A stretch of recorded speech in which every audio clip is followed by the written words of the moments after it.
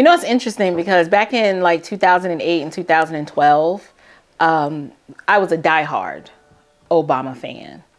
And during that time, there was a huge disconnect between supporting Obama and then recognizing economically that things were not well, right?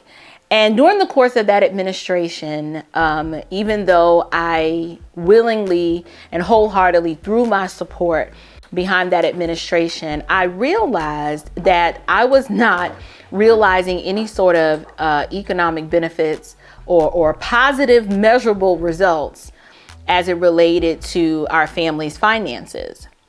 And so during that administration, toward the latter part of it, it hit me. It hit me that the symbolism and the vanity metric of having someone in office that looked like me was such a superficial reason to support someone.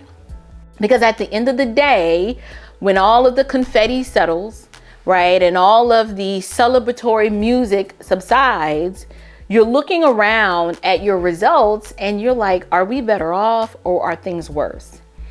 And that was one of the key moments for me that made me realize that there was something really superficial and really juvenile about supporting a particular party or candidate on the basis of they look like me, so therefore whatever it is that they support must ideologically align and resonate with me too. I realized that that wasn't true.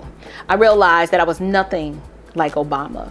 I recognized that despite the fact that he was pushed off on us as the melanin messiah, that there was nothing messianic about his advent into this country, but more so the sexual perversion and the intensified racial rhetoric made me more aware of race relations and ethnicity, when before that I really didn't give much thought about what it meant to be Black in America. I was just like, well, I'm Black and this is America and we're just living, like we're just existing, we're getting along with our neighbors and everything is fine. And then now all of a sudden you're aware of police brutality and you're aware of, oh, I can't breathe. And it was just all of these monikers and ideologies that were never a thing before. Now all of a sudden I am told that I have to care about them. And then here comes Black Lives Matter, right? Here comes Black Lives Matter.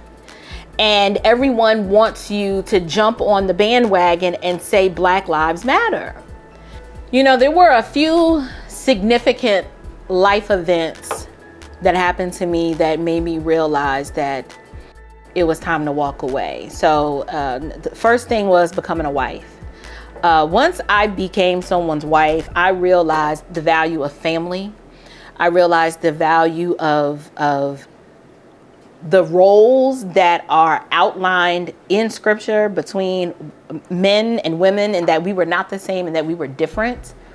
And then becoming a mom. Becoming a mom was also another life event that happened to me to really cause me to re-examine what it meant to be a Democrat or to be a leftist. I realized that becoming a wife and becoming a mom, that promoting family values was something that you just did not see or discuss. From a political position, there were very few policies that actually promoted family values. This is during a time when same-sex marriage becomes a thing, and obviously a pro-abortion agenda is being pushed. And here I am, a new wife and about to have, you know, our first child, and then our family starts to grow, and I'm trying to understand where does the American traditional family value system fit in a leftist paradigm? And I realized it just doesn't. I realized that a lot of the ideology and the political policies that were pushed by the left were actually anti-pro-business and anti-economic growth and development. Something about when you become a small business owner, where you actually are responsible for everything from your health care, and you're providing workers' comp insurance for people, and you're thinking about minimum wage laws. Like, it hits different when you actually have to think about these things on a deeper level, it helps you to realize and wake you up real quick that economically, leftism just does not work.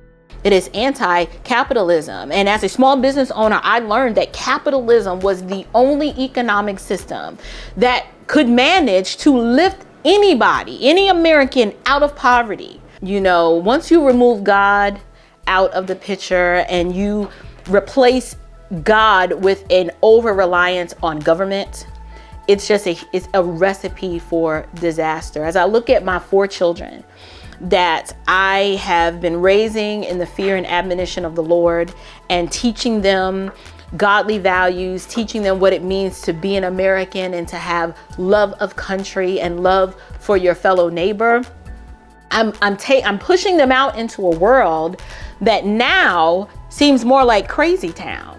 These children were given to me, and I am to shepherd and steward and raise them in the fear and admonition of the Lord. And I can't do that if I have to turn them over and hand them over to Caesar's system and then be confused when they come home as Romans. And so home education, my children have no experience of being in a government indoctrination center. I cannot see myself leaving this world and not having done all that I can to not just prepare my children for eternity, but to provide them with a country that they can be proud of as an American patriot, recognizing that hard work wins and that family is the bedrock and the cornerstone of what has always made this country great. So walking away for me has been very, very easy. And the sacrifices and the social stigmas that you absorb as a result of walking away is so worth anything that the left could ever provide.